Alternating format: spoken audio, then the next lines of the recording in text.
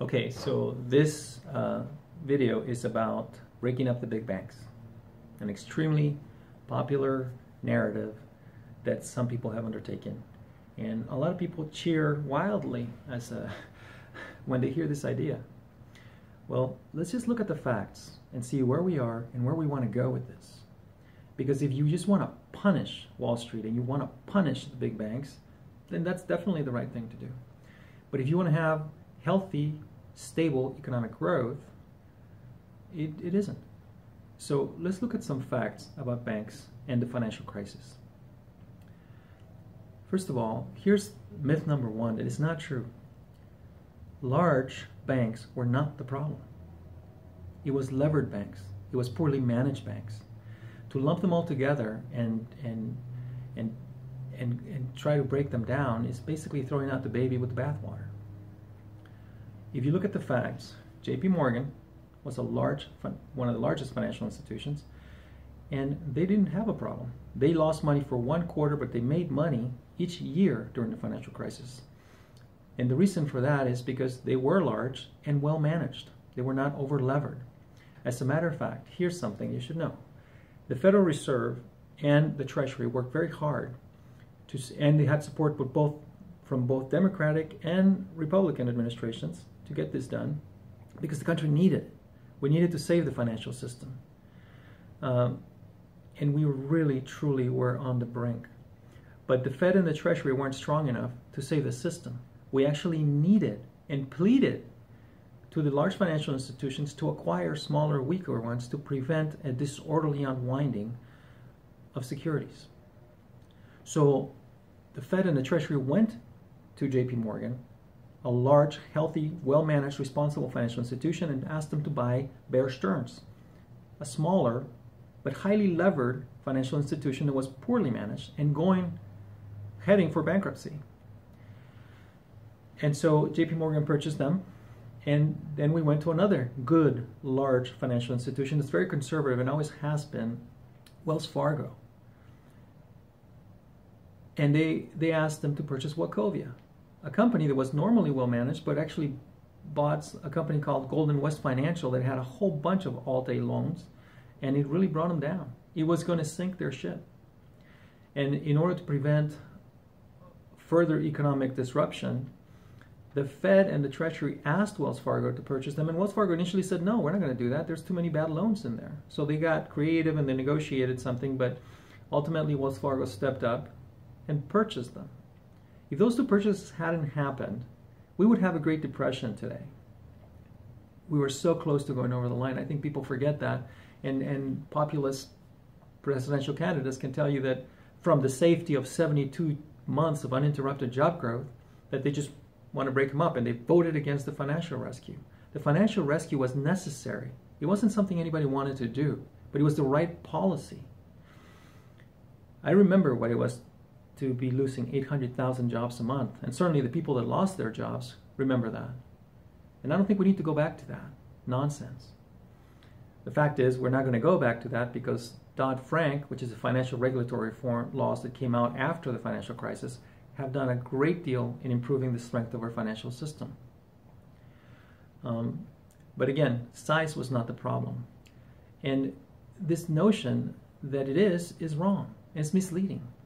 In fact, Canada's banks had no problem during the financial crisis because they weren't levered. But they were actually larger than our banks as a percentage of their economy. It isn't size. Size isn't the problem. It's poor management and high leverage and opaque financial instruments nobody understands that are rated by rating agencies that are being paid by the people creating those instruments.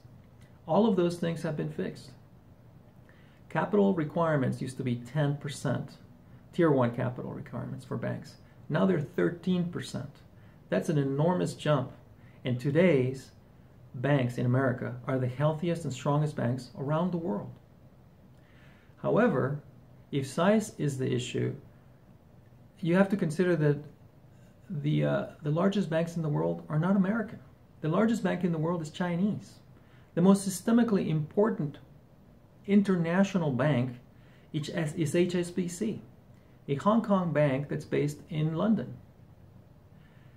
And out of the 10 largest banks in the world, only a few of them are American. So size isn't the problem. One thing that will happen as a consequence of this is if populists succeed in breaking up financial institutions that are healthy and strong and help save us from the Great Depression that was coming, will be that America will lose one of its few competitive advantages in the world. Today, we have the healthiest, strongest, deepest capital markets in the world. I'm not saying they're perfect, but that's a fact. And it gives America a competitive advantage. If somebody wants to make a transaction in China or Hong Kong or somewhere with a customer in Dubai and they want to trade an instrument in Great Britain, that's not going to be possible if all we have in America is a bunch of community banks. It would be hugely disruptive. It won't cause, breaking up the big banks would not cause a depression, but it would certainly push us into a recession. Because the first thing banks are going to do when they can no longer use large portions of their highly paid workers is lay them off. What's the point of keeping a labor force that's not going to be utilized? That's not the path forward.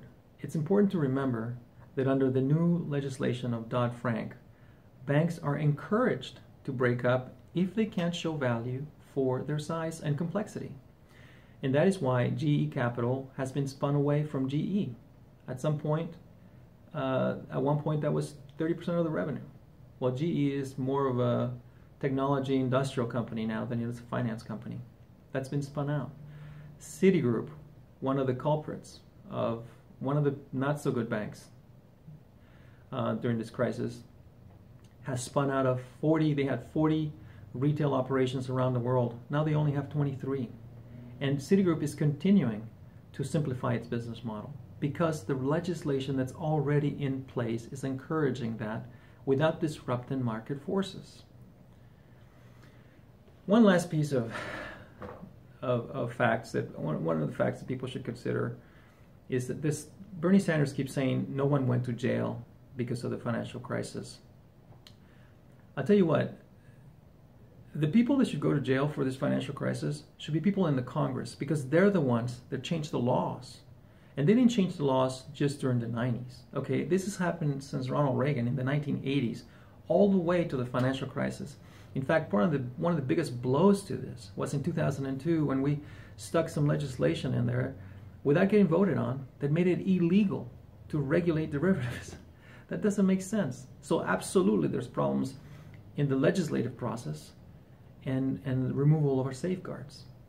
But breaking up the big banks is exactly the wrong answer. And it would hurt us. It would hurt America. It would hurt jobs. And it's not going to produce any good that isn't already being regulated through Dodd-Frank. It's bad policy. It's great. It's great. Every time a populist says that, people cheer.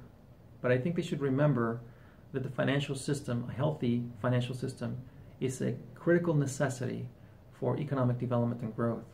Most people I know, if they don't have a car loan, they have a mortgage or they have some other investment. A lot of our retirement is in the capital markets. Disrupting that without any benefit is exactly the wrong policy. It won't put us in a depression, but it would start a recession for sure.